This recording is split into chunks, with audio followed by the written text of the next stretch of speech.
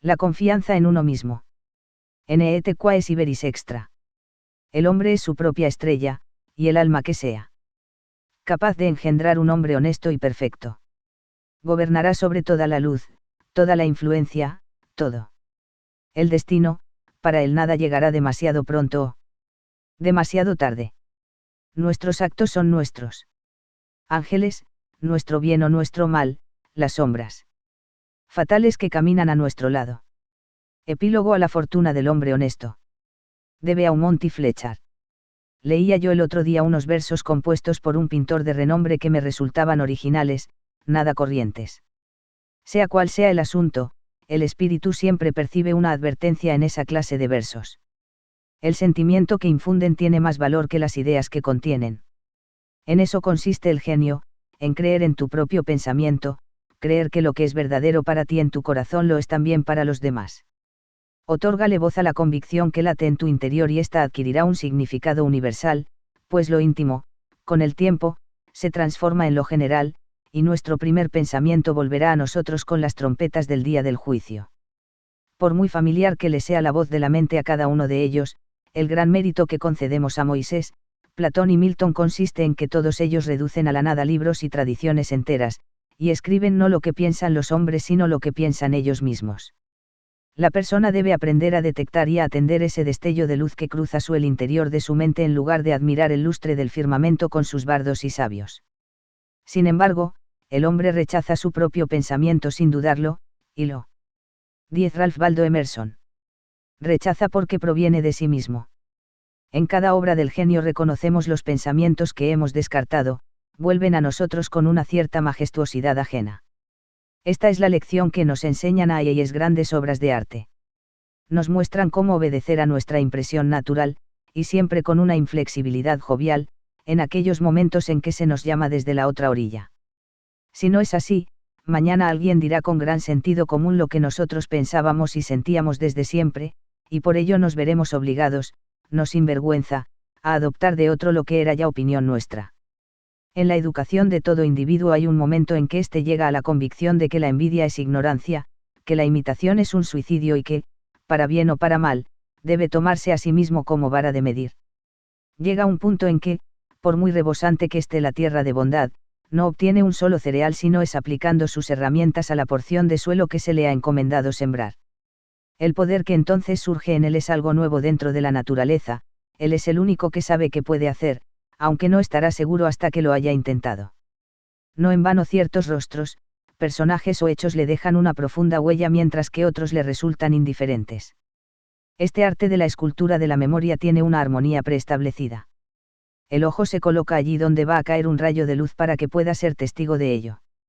Nosotros apenas expresamos la mitad de lo que somos y nos avergüenza la idea divina que cada uno representa. Podemos confiar con prudencia y buenos augurios en que sea impartida de manera sincera, pero Dios no dejará que un cobarde enseñe su obra. Un hombre solo reposa y se alegra cuando ha puesto toda su alma en su trabajo, cuando lo ha hecho lo mejor que sabía, y sin embargo, lo que ha hecho o dicho de otra manera no le dejará descansar. Es un desahogo que no desahoga, el genio le abandona en el intento, y en tal caso las musas, la inventiva y la esperanza ni se le acercan. La confianza en uno mismo 11. Confía en ti mismo, cada corazón vibra según esa cuerda de hierro. Acepta el lugar que la divina providencia te ha otorgado, la sociedad de tus contemporáneos, la cadena de los sucesos. Así lo han hecho los grandes hombres, como niños, se han encomendado al genio de sus tiempos, y su entendimiento ha manifestado que aquello que realmente merece la pena se encontraba a su lado, trabajando a través de sus manos y dominando su ser. Ahora somos hombres y debemos aceptar con la mayor altura de miras el mismo destino trascendental, no somos menores ni inválidos resguardados en un rincón, ni tampoco cobardes que huyen ante la revolución, sino guías, redentores y benefactores que siguen el todopoderoso esfuerzo y que superan el caos y la oscuridad. Qué bellos son los oráculos que nos brinda la naturaleza en este texto, reflejados en los rostros y el comportamiento de los niños, de los infantes e incluso de los necios. Ninguno de ellos muestra una mente dividida y rebelde, ni desconfianza hacia los sentimientos propios cuando la aritmética valora las fuerzas y medios contrarios a nuestro propósito. Sus mentes son completas, su mirada todavía no ha sido conquistada y cuando miramos sus rostros nos desconcertamos. La infancia no se aviene a nada, todas las cosas se adaptan a ella, y así un bebé hace que 4 o 5 adultos parloteen y jueguen con él. Igualmente, Dios ha dotado a la juventud, la pubertad y la madurez con idéntica picardía y encanto, las ha hecho envidiables y graciosas, y de ese modo cuando alcanzan firmeza sus pretensiones no deben dejarse de lado. No penséis que la juventud carece de fuerza porque no nos hable directamente. Prestadle atención. Si escucháis en la habitación de al lado su voz os llegará con suficiente claridad y vehemencia. Parece que sabe dirigirse a sus contemporáneos. Sea tímida o osada, sabrá cómo convertirnos a todos los adultos en algo innecesario. Esa impasibilidad del joven que sabe que siempre tiene un plato caliente en su mesa y que, como si se tratase de un señor, declina decir. 12 Ralph Waldo Emerson. Algo amable para ganarse nuestra admiración, no deja de ser una sana actitud de la naturaleza humana. Un joven en un salón es lo mismo que una baraja en una casa de juego, independiente, irresponsable, mira desde mi rincón a las gentes y las cosas que pasan por allí, los juzga a todos según sus méritos y, con la rapidez del niño, los califica como buenos, malos, interesantes, tontos, elocuentes o pesados. Para nada le interesan las consecuencias ni los intereses, nos da un juicio independiente y genuino. Debes cortejarle tú, no él a ti. Sin embargo, el adulto es, por así llamarlo, prisionero de su propia conciencia. En el momento que actúa o habla para el público se convierte en un individuo comprometido, analizado según la simpatía o el odio de centenares de otras personas cuyos afectos debe tener en cuenta a partir de ahora. No hay remedio para eso. Ojalá pudiese regresar a la neutralidad. Quien pueda dejar atrás las promesas y después de haber tenido la perspectiva anterior pueda mirar de nuevo desde una inocencia sin afectos, prejuicios ni sobornos, ese debe ser un coloso.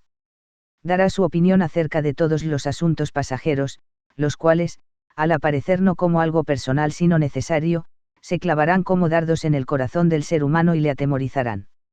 Hay voces que podemos oír en soledad, pero que se desvanecen en cuanto ponemos un pie en el mundo. En todas partes la sociedad se convierte en una conspiración contra la individualidad de cada uno de sus miembros. No es más que una sociedad anónima en la que, para asegurar mejor el pan de cada accionista, sus integrantes se ponen de acuerdo para quitar la libertad y la cultura a los comensales. La virtud más solicitada es la conformidad, la confianza en uno mismo es su antagonista. Esa sociedad no valora las realidades ni los creadores, sino los nombres y las costumbres. Aquel que quiera ser un hombre habrá de ser un inconformista. Quien desee ganarse las palmas inmortales no debe detenerse ante el nombre de la bondad, sino que debe explotar si de verdad eso es bondad. Al final, nada hay más sagrado que la integridad de tu propia. La confianza en uno mismo. 13. Inteligencia. Si te absuelves de ti mismo, entonces tendrás el apoyo del mundo entero. Recuerdo que una vez, siendo yo joven, tenía que dar respuesta a un estimado tutor que no paraba de importunarme con las viejas doctrinas de la Iglesia. Cuando le pregunté qué tengo que hacer con las tradiciones sagradas si vivo enteramente desde mi interior, mi compañero sugirió que esos impulsos pueden venir de lo más bajo, no de lo más alto. Yo le contesté, no creo que así sea, pero si soy hijo del diablo, entonces viviré de él. No hay ley que pueda ser más sagrada que la de mi propia naturaleza. El bien y el mal no son más que conceptos que fácilmente transferimos a esto o aquello, pero lo único bueno es lo que prolonga mi naturaleza, y lo único malo es lo que va contra ella. Un ser humano debe estar al lado de sí mismo ante cualquier oposición, como si todas las cosas fuesen inmateriales y efímeras excepto él. Me avergüenza pensar con qué facilidad capitulamos ante las banderas y las palabras, ante grupos numerosos e instituciones muertas. Cada individuo decente y persuasivo me afecta y me conmueve más que aquello que resulta correcto. Yo mismo debería caminar erguido y con energía, y debería decir la verdad sin importar las circunstancias. Debemos permitir que la malicia y la vanidad se disfracen de filantropía.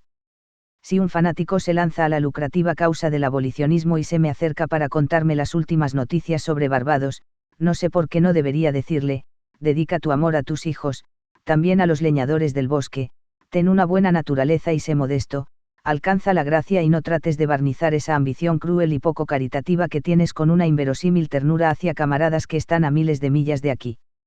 El amor por lo lejano es un insulto hacia tu país. Semejante recibimiento sería sin duda áspero y descarnado, pero la verdad es más bella que el cariño fingido. Vuestra bondad ha de tener espinas, o de lo contrario no será nada. La doctrina del odio debe invocarse como contrapunto a la doctrina del amor cuando ésta consiste en quejidos y lloriqueos. Cuando el genio llama mi nombre, dejo de lado a mis padres, a mi mujer y a mis hijos. Podría escribir la palabra capricho. 14 Ralph Waldo Emerson. En el dintel de la puerta, aunque espero que haya algo más que capricho en esto, pero no podemos gastar todo el día en dar explicaciones. Yo no os diré el motivo por el que busco o evito tener compañía. Igualmente, no me digáis vosotros, como hizo hoy mismo un buen hombre, que es mi obligación mejorar la situación de todos los pobres. ¿Acaso son mis pobres? Yo le digo al filántropo estúpido que solo a regañadientes puedo darle $1 o 1 centavo a aquellos que me pertenecen tan poco como yo les pertenezco a ellos.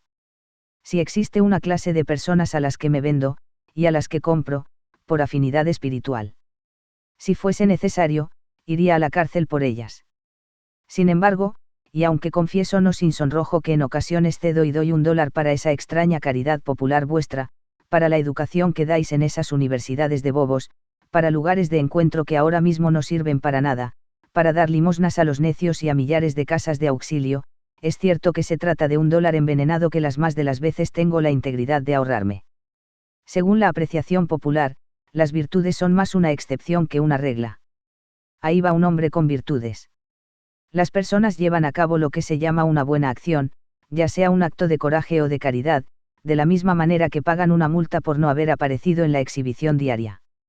Sus obras no son más que una apología o un debilitamiento de su existencia en el mundo, igual que los inválidos y los locos han de pagar un precio más alto. Sus virtudes son realmente una carga. Yo no quiero expiar mi culpa, quiero vivir. Mi vida tiene valor por sí misma, no está hecha para el espectáculo.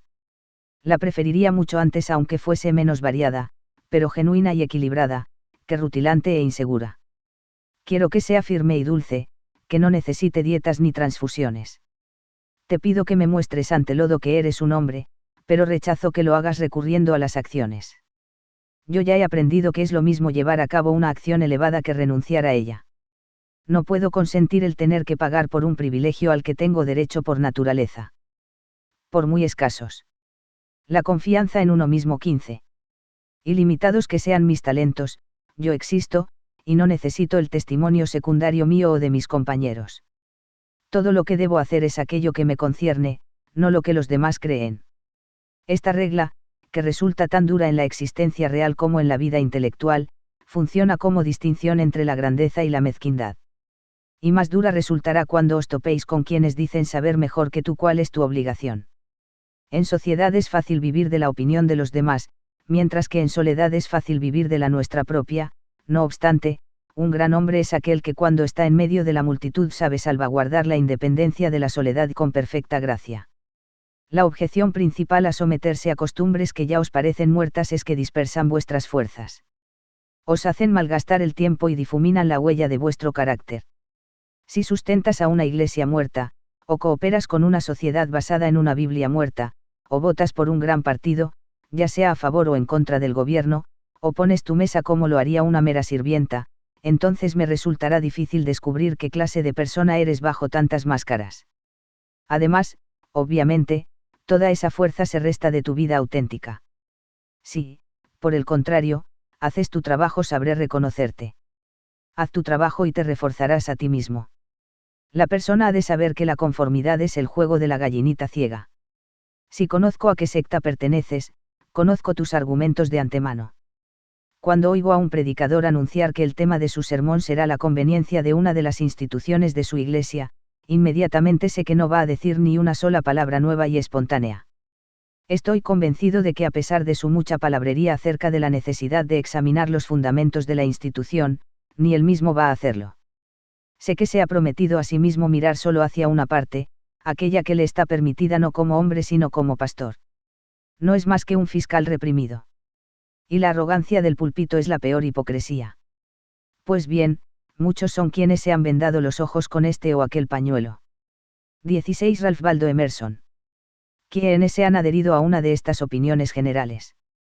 Esta sumisión no les hace falsos en unos pocos asuntos ni autores de unas pocas mentiras, sino que son falsos en todo. Ninguna de sus verdades es remotamente una verdad. Su 2 no el 2 real, ni su 4 es el 4 real. Cada palabra que dicen es una desilusión, aunque no sabemos por dónde empezar a corregirles. Mientras tanto, la naturaleza se da prisa en procuramos el uniforme del partido al que nos hemos de unir. Así comenzamos a tener siempre la misma expresión en la cara y adquirimos poco a poco la misma mueca de estupidez. En particular, hay una experiencia humillante que no para de causar estragos, incluso en la historia general, me refiero a la tonta mueca de admiración, a la sonrisa que forzamos cuando estamos en compañía poco agradable y para contestar en una conversación que no nos interesa en absoluto. Los músculos, que no se mueven espontáneamente, lo hacen según una voluntad mezquina, se tensan a todo lo largo del rostro y dan una sensación de lo más desabrida. Si eres un inconformista, el mundo te castiga con su repulsa. Por ello, el individuo ha de aprender a valorar un gesto áspero. Los transeúntes le miran con recelo, ya sea en público o en casa del amigo.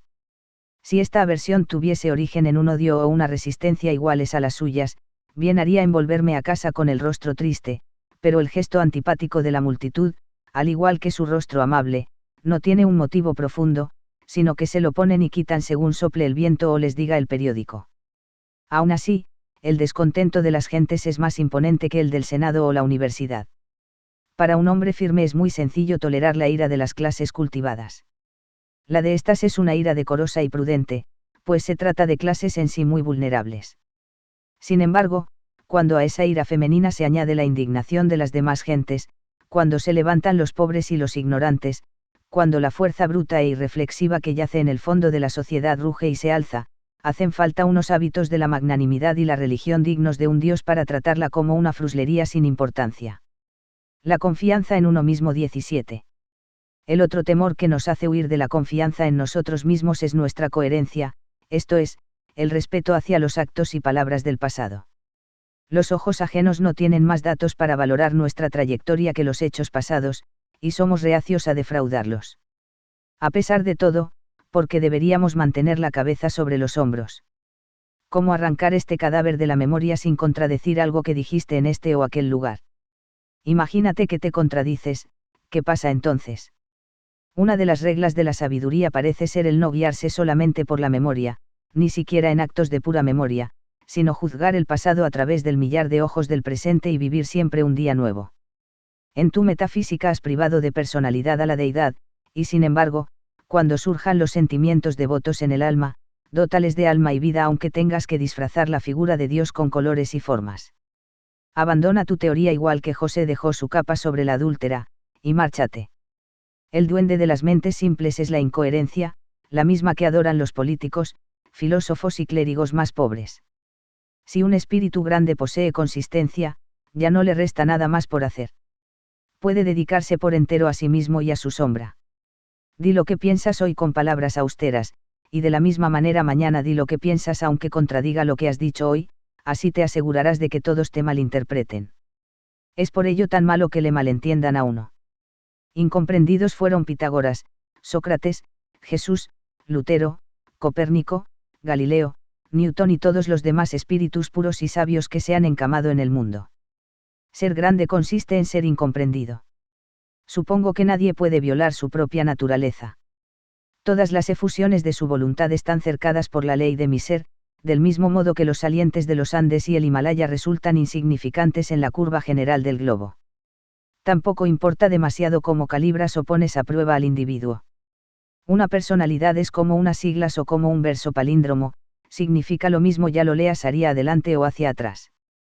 En esta 18 Ralph Waldo Emerson. Existencia deliciosa y retirada que Dios me ha concedido, me permito ir anotando mis humildes pensamientos día tras día sin mirar hacia adelante o hacia atrás, y no me cabe duda de que todos ellos son simétricos aunque yo ni los vea ni los quiera así. Mi obra ha de tener el aroma de los pinos y el zumbido de los insectos. Las golondrinas que sobrevuelan mi tejado deben enganchar en mi propia red los hilos o pajitas que llevan en el pico. Pasamos por aquello que somos. El carácter educa por encima de la voluntad. El ser humano piensa que puede comunicar sus virtudes o sus vicios solamente mediante acciones abiertas, y es incapaz de darse cuenta de que la virtud y el vicio en todo momento respiran por sí solos.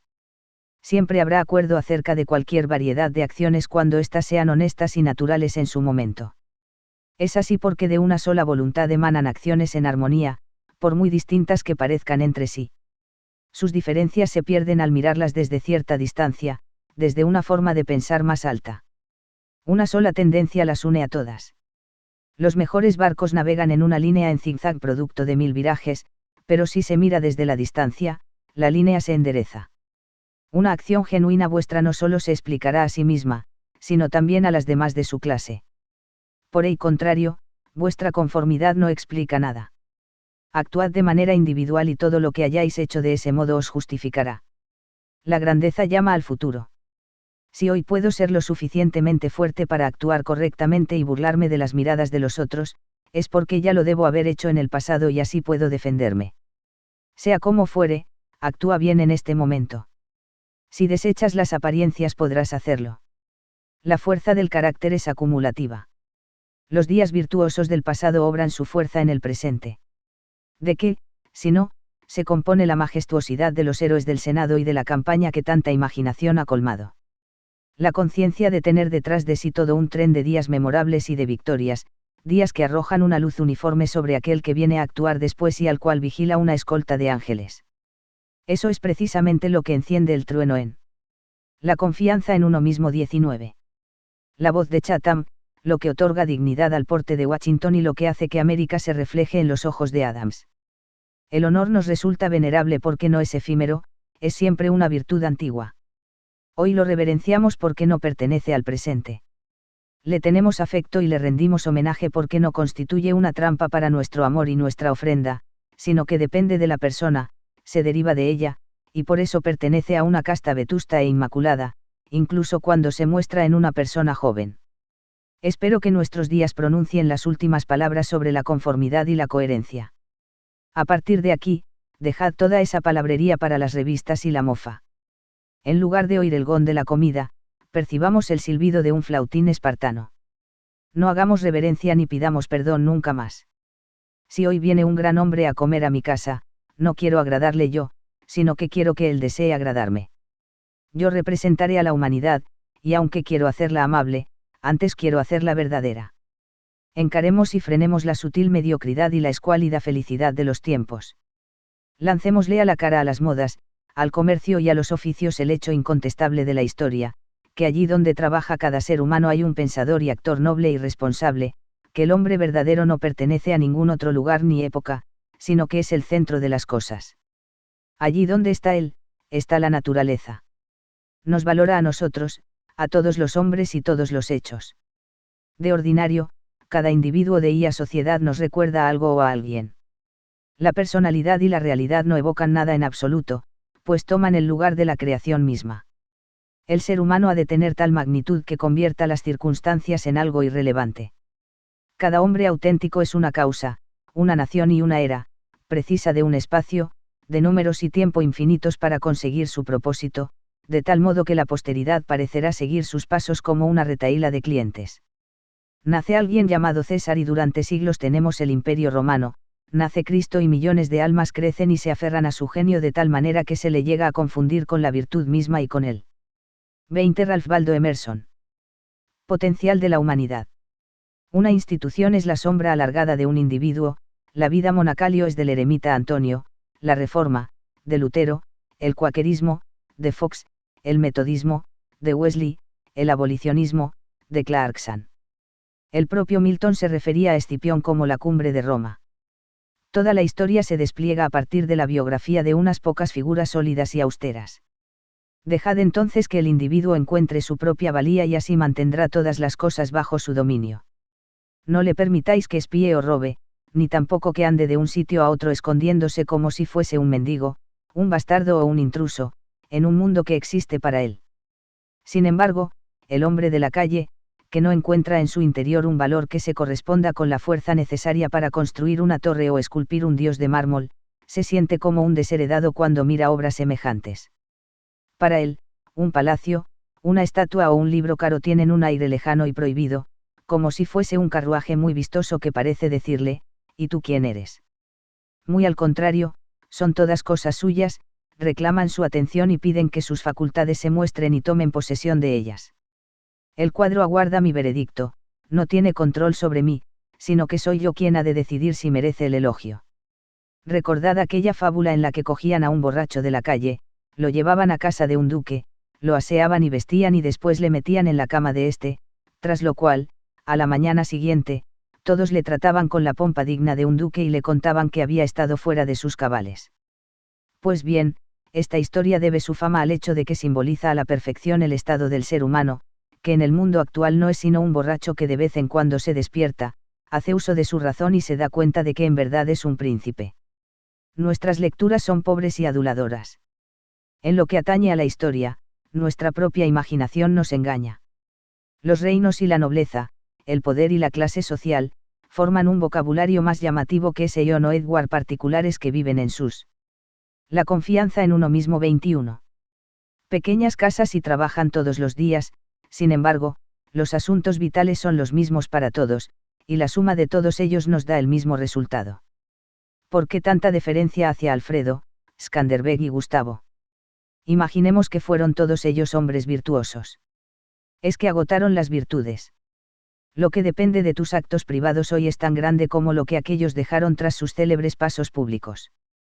Cuando un individuo particular actúa a partir de un punto de vista original, las acciones de los reyes le transfieren el esplendor de los caballeros. Al mundo lo han educado sus reyes, los cuales han hipnotizado los ojos de las naciones. Un símbolo de tal calibre nos ha enseñado la reverencia mutua que el hombre ha de tener con los demás hombres.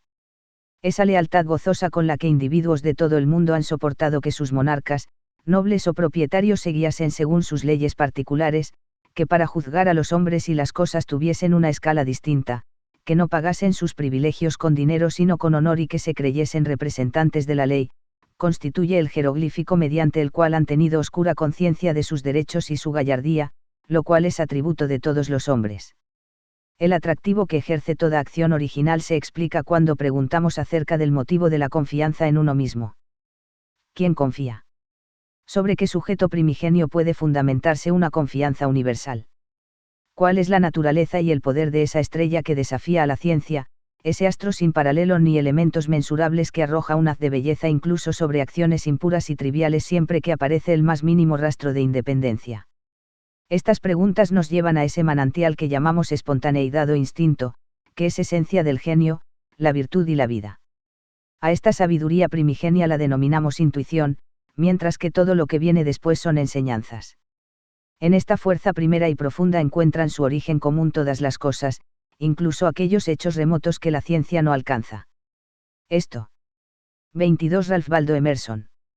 Sucede porque el sentido de la existencia que sin saber cómo se despierta en nuestra alma durante los momentos de calma no es diferente de los objetos, del espacio, de la luz, del tiempo o del hombre, sino que con ellos forma una unidad, y obviamente proviene de la misma fuente de la que provienen la vida y el ser de estos. Primero compartimos la vida que hace que las cosas existan, tras lo cual pasamos a verlas como apariencias de la naturaleza y olvidamos que hemos compartido su causa. Ahí yace la fuente de la acción y del pensamiento. Son esos los pulmones de la inspiración que dota al individuo de conocimiento y que no puede ser negada sin hacer gala de impiedad y ateísmo. Nos hallamos en el regazo de una inteligencia inconmensurable que nos hace receptores de su verdad y de sus medios de acción. Cuando discernimos la justicia o la verdad no lo hacemos por nosotros mismos, sino que estamos dejando paso a sus rayos de luz.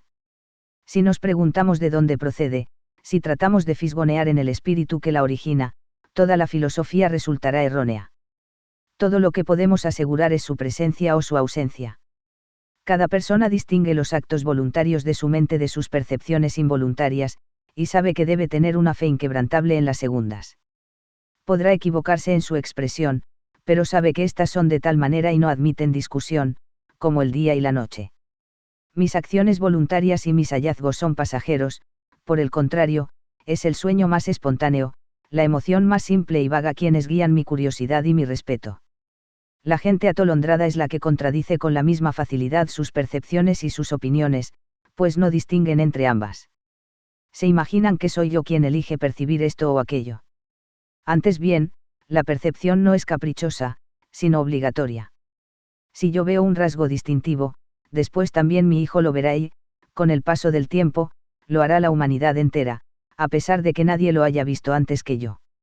Mi percepción es un hecho tanto como lo es el sol. Las relaciones entre el alma y el espíritu divino son tan puras que constituye una profanación el tratar de interponer entre ellas ayuda de la confianza en uno mismo. 23. Especie alguna. Cuando Dios se dirige a nosotros debe comunicarse, debe decir no una cosa sino todas, debe llenar el mundo con su voz, y debe esparcir la luz, la naturaleza. El tiempo y las almas desde el corazón del pensamiento actual, para así dar al mundo un tiempo y una creación nuevas.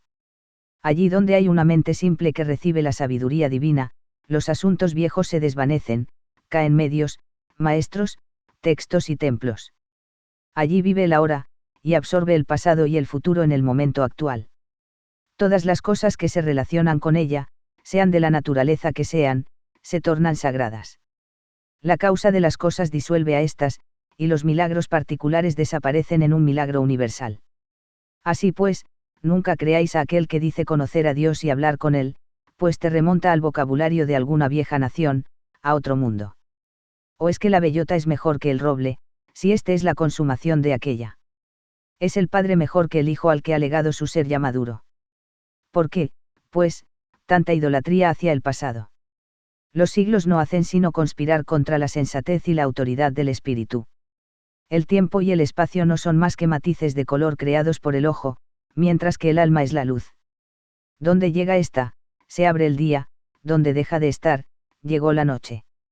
Y en todo ello la historia no es más que una impertinencia y un agravio, y eso admitiendo que es algo más que una jubilosa apología o una parábola de mi ser y mi devenir. El hombre es tímido y no cesa de pedir disculpas. Ya no camina erguido, ni se atreve a decir yo pienso o yo soy, sino que se limita a citar a algún santo o erudito. Siente vergüenza ante una brizna de hierba o una rosa en flor. Estas rosas que brotan bajo mi ventana no hacen referencia a otras anteriores ni mejores, son las que son, existen con Dios en este día. Para ellas no existe el tiempo. Solo está la rosa, que es perfecta en cada instante de su existencia. Antes de que florezca un capullo, su vida al completo entra en acción, en la flor ya no hay nada más, mientras que en la raíz desnuda yace todo. En todo momento su naturaleza queda satisfecha, al igual que ella satisface a la naturaleza. Sin embargo, el hombre no hace más que posponer. 24 Ralph Waldo Emerson. Recordar. No vive en el presente, bien sus ojos sienten nostalgia del pasado, bien anda de puntillas tratando de adivinar el futuro e ignorando las riquezas que le rodean. No puede ser dichoso ni fuerte hasta que viva con la naturaleza en el presente, más allá del tiempo. Esto debería haber quedado ya suficientemente claro. No obstante, podemos ver cuántos intelectos poderosos no se atreven a escuchar a Dios si no es a través de la palabrería de un David, un Jeremías o un Pablo. Raras veces ponemos un precio tan alto a tan pocos textos, a tan pocas vidas. Somos como esos niños que repiten de memoria las frases de sus abuelas o sus tutores, y, conforme se hacen mayores, de los personajes de talento que conocen, tratando desesperadamente de recordar las palabras exactas que un día dijeron.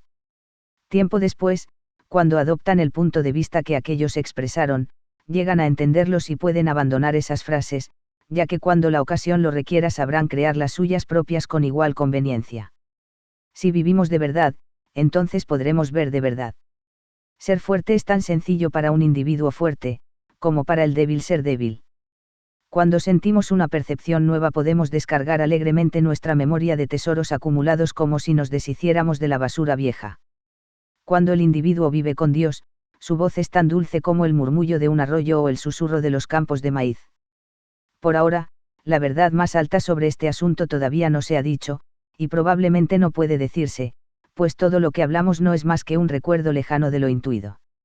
De mis pensamientos, el que más se puede acercar es el siguiente: cuando el bien se te acerque, cuando sientas la vida en tu interior, no será de la manera habitual, no distinguirás ya las huellas de otros, no verás el rostro de otro hombre ni oirás otro nombre, el modo, la idea y el beneficio serán totalmente extraños y nuevos.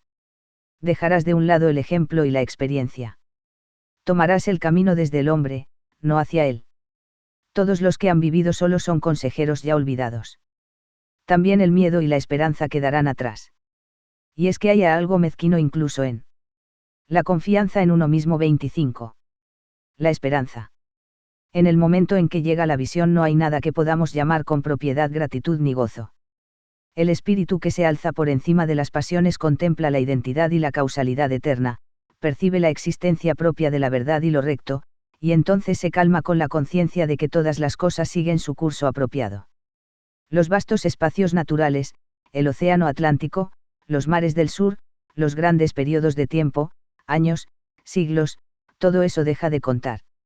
Esto que pienso y experimento constituye la base de todos los estados pretéritos de la vida y de sus circunstancias, e igualmente es el sustento del presente, de lo que llamamos vida y lo que llamamos muerte. Es la vida lo que tiene valor, no el haber vivido. El poder cesa en los momentos de reposo, pues reside en el momento de transición de un estado pasado a otro nuevo, en el paso del abismo, en el dardo que se dirige a su objetivo. El mundo odia esta realidad, esto es, que el espíritu deviene, ya que eso equivale a degradar el pasado para siempre, convertir todas las riquezas en migajas y toda reputación en vergüenza, contundir al santo con el maleante, y apartar a un mismo lado a Jesús y a Judas. Si es así, ¿por qué hablamos tanto sobre la confianza en uno mismo? Donde quiera que esté presente el alma habrá un poder no satisfecho, sino activo. Opinar sobre la confianza es solo una manera pobre y externa de hablar. Es preferible hablar de aquello que confía, aquello que obra y que es. Quien posee mayor grado de obediencia que yo me domina, aunque no levante un dedo. A su alrededor me muevo gracias a la gravitación de los espíritus. Cuando hablamos de una virtud eminente nos la imaginamos como algo retórico. Todavía no hemos sido capaces de advertir que la virtud significa altura, que por las leyes de la naturaleza un hombre o una compañía de hombres meílabals y permeables a los principios deben conquistar y gobernar sobre todas las ciudades, las naciones, los reyes, los millonarios y los poetas que carecen de esa naturaleza. 26 Ralph Waldo Emerson. He aquí el hecho último al que rápidamente llegamos en este asunto, como en todos los demás, la resolución de todo en el siempre sagrado uno. La existencia en sí misma es el tributo de la causa suprema, de tal modo que la medida del bien se establece según el grado en que ésta penetra en las formas inferiores. Las cosas son reales en función de la virtud que contienen. El comercio, el matrimonio, la caza de animales o de ballenas, la guerra, la elocuencia, la influencia que Tino ejerce, todos ellos son algo, y merecen mi respeto como ejemplos de la presencia y la acción impura de aquella. Puedo ver cómo en la naturaleza esa misma ley obra su influencia sobre la conservación y el desarrollo. En la naturaleza el poder es la medida esencial de lo correcto. Ella no permite en su reino nada que no se ayude a sí mismo. La creación y desarrollo de un planeta, su posición y órbita, el árbol torcido que se recupera del huracán o los recursos vitales de todo animal y vegetal son ejemplos de un espíritu autosuficiente y seguro de sí mismo. De este modo, todo se concentra. No seamos vagabundos y sentémonos en el hogar con la causa. Deslumbremos y confundamos a esa chusma de hombres y libros intrusos declarando con naturalidad el hecho divino. Obliguemos a los invasores a que se quiten los zapatos, pues Dios habita en esta casa. Dejemos que sea nuestra sencillez quien los juzgue, que sea la obediencia a nuestra propia ley quien revele la mísera naturaleza y fortuna de nuestros adinerados ciudadanos. Con todo, todavía somos una muchedumbre. El hombre no siente temor hacia sí mismo, ni a su genio se le aconseja que se quede en casa, que se ponga en contacto con el océano interior, al contrario, se marcha al extranjero para mendigar un vaso de agua de las fuentes de otros. Debemos caminar solos. Prefiero sentir el silencio que inunda la iglesia antes del servicio por encima de cualquier oración. Qué lejanas. Qué serenas y castas parecen las personas rodeadas por un recinto o santuario. Sentémonos nosotros siempre. ¿Por qué? La confianza en uno mismo 27. Deberíamos asumir los errores del amigo, la esposa, el padre o el hijo. Es porque nos sentamos alrededor del mismo fuego o porque se dice que por nuestras venas corre la misma sangre. Todos los hombres tienen mi sangre, y yo tengo la de ellos, y no por eso voy a adoptar su misma postura ridícula y petulante, pues incluso llego hasta el punto de sentir vergüenza ajena. Vuestra soledad no debe ser mecánica sino espiritual, es decir, debe ser una elevación. Hay ocasiones en que se diría que el mundo parece confabularse para importunarnos con minucias cargadas de pompa. Amigos, clientes, niños, enfermedades, temores, necesidades, caridad, todos llaman a la puerta de tu refugio y te gritan sal con nosotros. Tú has de mantener tu condición y no mezclarte con sus desórdenes. El poder que tienen los hombres para molestarme se lo he concedido yo con una débil curiosidad. Nadie se me puede acercar si no es a través de mis actos. Tenemos aquello que amamos, pero el deseo nos hace despojamos del amor. Si no podemos alcanzar inmediatamente la santidad de la obediencia y la fe, al menos resistamos ante la tentación. Entremos en estado de guerra, levantemos a Thor y Wodan el coraje y la constancia en nuestras almas sajonas. En tiempos tan tímidos como los de hoy, eso se consigue diciendo la verdad. Reprimid toda hospitalidad y afecto falsos. No viváis esperando a esas gentes frustradas y frustrantes con las que conversáis. Decidles, oh padre, oh madre, oh esposa, oh hermano, oh amigo. Hasta ahora he vivido contigo por las apariencias. A partir de hoy, pertenezco a la verdad. Debéis saber que desde este momento no obedezco otra a ella y que no sea la eterna. En mí no encontraréis promesas, sino cercanía. Me esforzaré por alimentar a mis progenitores, por mantener a mi familia y por ser digno marido para mi esposa, pero estos vínculos he de consumarlos de un modo nuevo y nunca antes visto. Os hablo desde vuestras propias costumbres, pero debo ser yo mismo. Ya no puedo dividirme por vosotros, ni puedo exigiros a vosotros tal cosa. Si podéis amarme por lo que soy, entonces todos seremos felices. Si no podéis, buscaré merecer que lo hagáis. No esconderé mis gustos ni mis averchans. 28 Ralph Waldo Emerson. Confiaré tanto en que todo lo que es profundo es también sagrado que no escatimaré fuerzas en hacer aquello que el corazón me señala y me deleita interiormente. Si eres de carácter noble, te amaré, si no lo eres, ni tú ni yo nos ofenderemos con cumplidos hipócritas. Si eres auténtico de un modo distinto al mío, sé fiel a tus compañeros que yo me buscaré los míos. No hago nada de esto con fines egoístas, sino con humildad y honradez. Por mucho que hayamos vivido entre mentiras, el objetivo mío, tuyo y de todos los hombres es vivir dentro de tu verdad. Parece demasiado severo decir algo semejante en nuestros días. Pronto llegaréis a amar aquellos que dicta nuestra naturaleza, si seguimos los pasos de la verdad, ella nos rescatará sanos y salvos. No obstante, así causarás daño a esos tus amigos.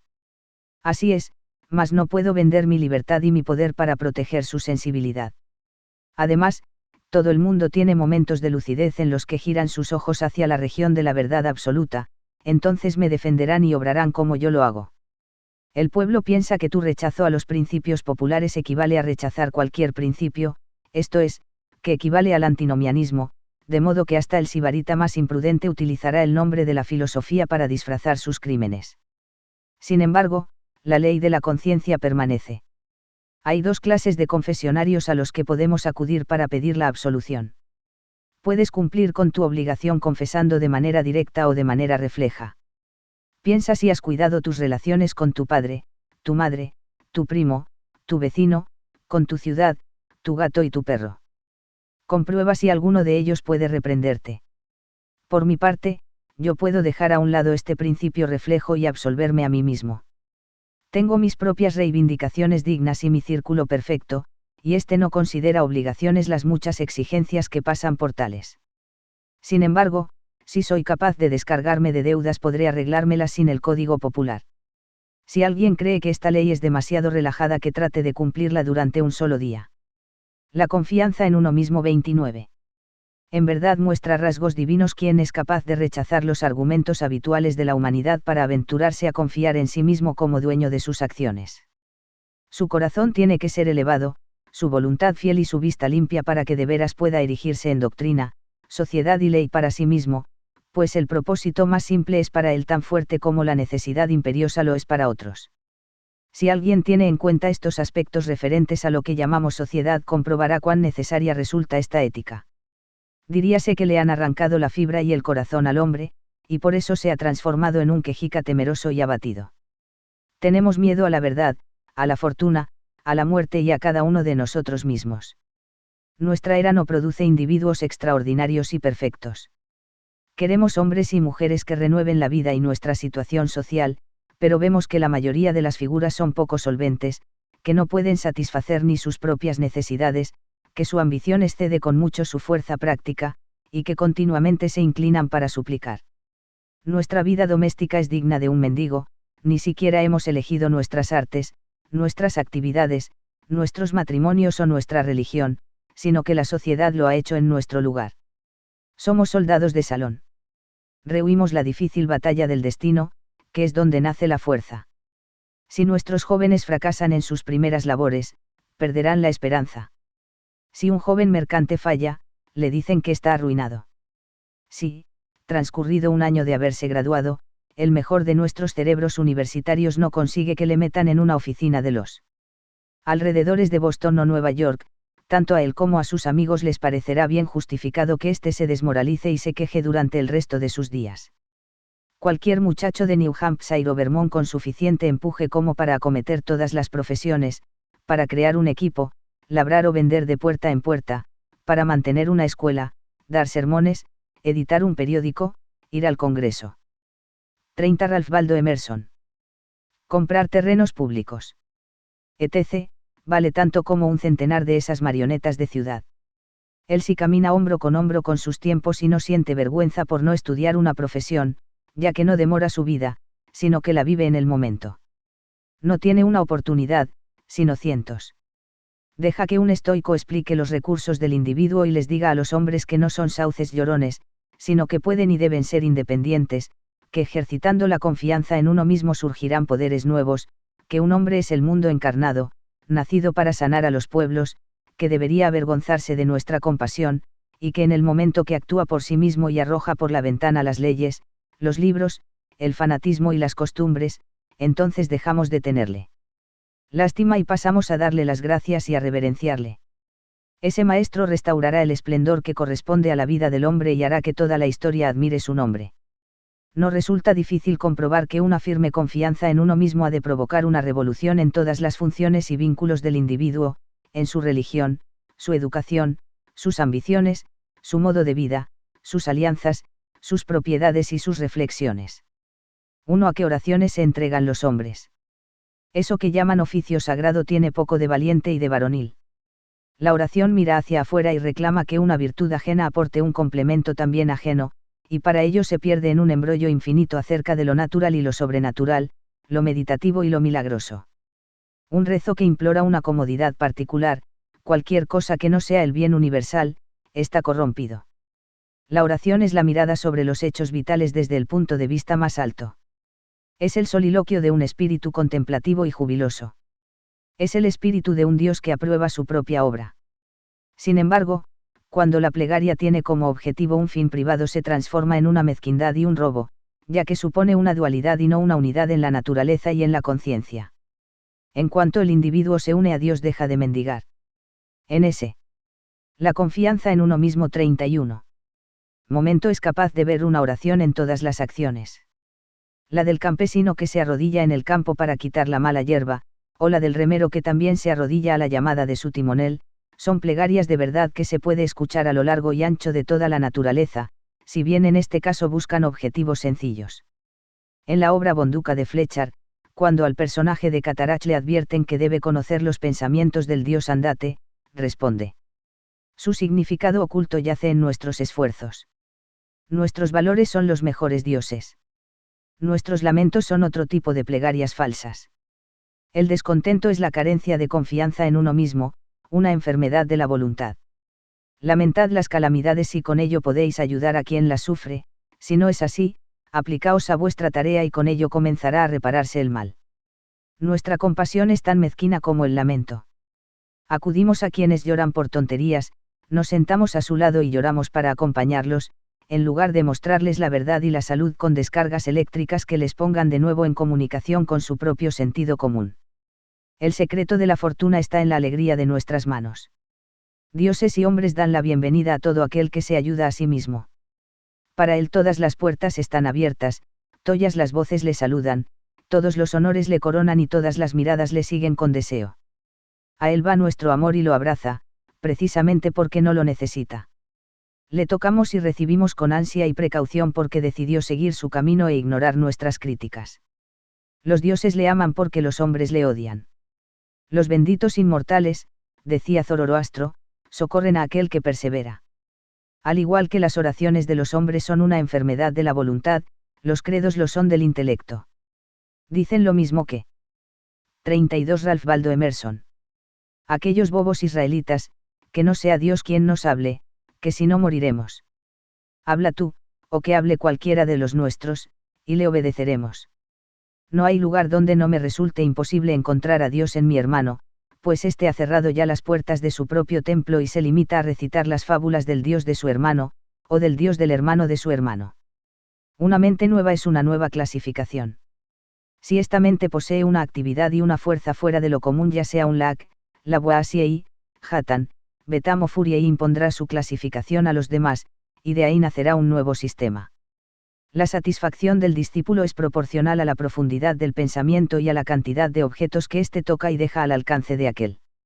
Esto se puede comprobar fácilmente en los dogmas y en las iglesias, que también son clasificaciones de un espíritu poderoso al actuar sobre las ideas básicas del deber y de la relación entre el hombre y el Altísimo. Tal sucede con el calvinismo, el cuaquerismo o los seguidores de Swedenborg. El creyente lo somete todo a la nueva terminología y por ello experimenta el mismo placer que siente esa niña que aprende botánica mientras ve un campo nuevo con nuevas plantas. Durante un cierto tiempo, el discípulo creerá que su inteligencia ha aumentado gracias al estudio de la mente de su maestro. Sin embargo, las mentes simples idolatran las clasificaciones, las hacen pasar por fines en sí mismos y no por instrumentos provisionales, de tal modo que los muros del sistema y los del universo se les mezclan allá en el horizonte. Creen que los astros cuelgan del arco que construyó su maestro. No pueden entender por qué vosotros, seres extraños, deberíais tener derecho a mirar, ni siquiera entienden que vosotros también sabéis mirar. Deben habérselas ingeniado para robarnos la luz. No se dan cuenta de que la luz, azarosa e indómita, penetrará en todas las casas, incluso en las suyas. Dejadles que graznen y crean que les pertenece. Si son honrados y actúan correctamente, pronto su nuevo redil se quedará estrecho y bajo, crujirá y se ladeará, se pudrirá y desaparecerá, y esa luz inmortal renovada y alegre, brillando con millones de esferas y colores. La confianza en uno mismo 33. Resplandecerá sobre el universo como si se tratase de la primera mañana. 2. La falta de una cultura propia hace que la superstición de viajar, cuyos ídolos son Italia, Inglaterra y Egipto, fascine a todos los americanos cultos. Quienes convirtieron a Inglaterra, Italia o Grecia en objetos de veneración para la imaginación lo hicieron quedándose donde estaban, como si fuesen el eje de la tierra. En las horas de empuje sentimos que el deber es nuestro sitio. El alma no es un viajero. El hombre sabio se queda en casa, y cuando las necesidades o el deber le llaman a salir de ella o a viajar a tierras extrañas, su semblante dice a los hombres que viene como misionero del conocimiento y de la virtud, y por ello visita ciudades y gentes en calidad de rey, no como intruso o como ayuda de cámara. No voy a poner objeciones a la navegación alrededor del globo mientras ésta sirva a los propósitos del arte, del estudio y de la benevolencia, pues con ella primero se puede adiestrar al individuo, o conseguir que no se marche al extranjero con la esperanza de hallar algo más grande que lo que ya conoce. Quien viaja por pasatiempo o para conseguir lo que no tiene se aleja de sí mismo y, por muy joven que sea, envejece entre objetos viejos. Sea en Tebas o en Palmira, su voluntad y su mente se hacen viejas y se dilapidan tanto como las ciudades mismas. Lleva ruinas a las ruinas. Viajar es el paraíso de los ingenuos. Nuestros primeros viajes sirven para descubrir cuán poco diferentes son los lugares. En mi propia casa puedo soñar que me embriaga la belleza de Nápoles y Roma, y gracias a eso me abandona la tristeza. Hago las maletas, me despido de los amigos, me embarco y amanezco en Nápoles, pero no he dejado atrás la cruda realidad, junto a mí está el mismo sujeto triste e intranquilo del que pretendía huir. Busco el Vaticano y los palacios. Intento que me embelesen sus vistas y evocaciones, pero no es así. Mi coloso va donde quiera que voy yo. 34 Ralph Waldo Emerson. 3. Con todo, el furor por los viajes es síntoma de una debilidad mayor que afecta a toda la actividad intelectual. El intelecto es un vagabundo, pero es nuestro sistema educativo quien estimula la impaciencia. Nuestra mente viaja mientras nuestros cuerpos han de permanecer en casa. Nos conformamos con imitar, pero ¿qué es la imitación sino el viaje de la mente? Nuestras casas se construyen según el gusto extranjero, nuestras estanterías se adornan con ornamentos extraños y nuestros gustos, opiniones y facultades se inclinan hacia el pasado y lo distante. Allí donde florecieron las artes fue porque el alma las creó. El artista solo tuvo que buscar modelos en su propia mente. Fue una aplicación de su pensamiento a la cosa que había que hacer y a las condiciones que había que cumplir. ¿Por qué habría de copiar los modelos dórico o gótico? La belleza, la proporción, la grandeza de pensamiento y la expresión austera nos resultan tan cercanas a nosotros como a cualquiera, y si el artista americano estudia con confianza y devoción qué es lo que tiene que hacer y tiene en cuenta el clima, la tierra, la duración del día, las necesidades de la gente, los hábitos y formas del gobierno, entonces será capaz de crear un hogar en que quepan todos ellos, y de paso satisfará el gusto y los sentimientos. Insiste en ti mismo, no imites jamás. En todo momento puedes presentar tu talento con la fuerza acumulada que otorga la labor de una vida, por el contrario, el talento que se adopta de otros solo se posee de manera extemporánea e incompleta. Solo el hacedor puede decir lo que uno sabe hacer mejor. Nadie sabe qué es hasta que él se lo muestre. Si no, ¿dónde está el maestro que pudo enseñar a Shakespeare? Y el de Franklin, Washington, Bacon o Newton. Todo gran hombre es único. El escipionismo de Escipión es precisamente la parte de la que no podemos apropiarnos. Shakespeare nunca emergerá del estudio de sus obras. Haz aquello que se te ha asignado y no podrás esperar ni arriesgarte demasiado. En este momento te aguarda una frase tan valiente y sublime como el escoplo de Fidias, la espátula de los egipcios o la pluma de Moisés o Dante, aunque distinta de todas. La confianza en uno mismo 35. Ellas. No parece probable que un espíritu tan fértil y elocuente y con tantas voces distintas se digne a repetirte las cosas. Sin embargo, si puedes oír a estos patriarcas podrás responderles con el mismo tono de voz, pues el oído y la lengua son dos órganos de una misma naturaleza. Habita en las regiones sencillas y nobles de tu vida, obedece a tu corazón y llegarás a reproducir de nuevo el antemundo. 4. Si nuestra religión, nuestra educación y nuestro arte dirigen la mirada al extranjero, lo mismo ocurre con el espíritu de nuestra sociedad. Todos los hombres alardean de haber contribuido al progreso de la sociedad, y sin embargo el hombre no ha progresado nada. La sociedad no progresa nunca. Cuando avanza por un lado es para retroceder por otro. Está en continua transformación, es bárbara, civilizada, cristiana, opulenta o científica, pero estos cambios no constituyen una mejora. Por cada cosa que se nos concede tenemos que entregar algo. La sociedad se enriquece con artes nuevas a costa de perder instintos antiguos. Qué contraste entre, por una parte, el americano bien vestido que lee, escribe y piensa y lleva en su bolsillo un reloj, un lápiz y una letra de cambio, y, por otra, el nativo desnudo de Nueva Zelanda cuyas posesiones se reducen a un garrote, una lanza, una esterilla y un rincón en la choza común para pasar la noche. No obstante, si comparáis y a salud de ambos veréis que el hombre blanco ha perdido su vigor primitivo. Si es cierto lo que dicen los viajeros, golpead con un hacha a un salvaje y observaréis que sus heridas se cierran en 1 o 2 días, como si hubieseis descargado sobre una resina blanda, mientras que un golpe semejante llevará al hombre blanco directamente a la tumba. El hombre civilizado construye carruajes, pero ha abandonado el uso de los pies. Podrá apoyarse en las muletas, pero ha perdido la potencia de los músculos. Lleva un precioso reloj suizo, pero ha olvidado cómo averiguar la hora valiéndose del sol. Podrá encontrar información fiable en su almanaque náutico de Greenwich, pero él. 36 Ralph Waldo Emerson. Hombre de la calle desconoce las estrellas del cielo. No contempla el solsticio, y del equinoccio apenas sabe nada. El radiante calendario del año no tiene indicador en su mente, su agenda debilita su memoria, las bibliotecas son una carga para su ingenio, las casas de seguros hacen que aumente el número de accidentes, y cabe preguntarse si la tecnología no nos estorba demasiado, si con el refinamiento no habremos perdido fuerza, y también algo del empuje de la virtud natural por culpa de un cristianismo atrincherado en sus formas e instituciones. Y es que cada estoico era un estoico, pero, en la cristiandad ¿dónde está el cristiano? No hay desviación mayor en la ley moral que la que afecta a la altura o el volumen. Hoy día los hombres no son más grandes que los de antes. Puede observarse una extraña igualdad entre los hombres ilustres de la antigüedad y los de ahora. Ni toda la ciencia, ni el arte, ni la religión ni la filosofía del siglo XIX sirven para educar hombres más grandes que los héroes que creó Plutarco 23 o 24 siglos atrás. La casta no progresa con el tiempo. Foción, Sócrates, Anaxágoras y Diógenes fueron personajes de gran estatura, pero no hemos heredado de ellos ninguna clase social.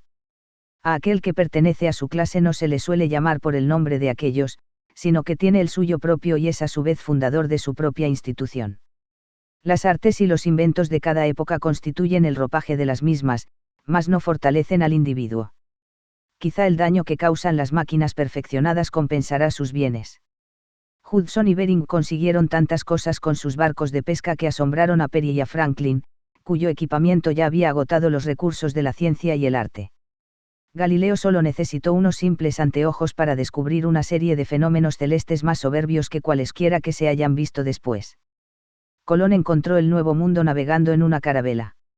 Resulta curioso comprobar cómo los medios y las tecnologías que se presentaban entre el clamor de los elogios hace unos años o unos siglos, caen en desuso y desaparecen cada cierto tiempo.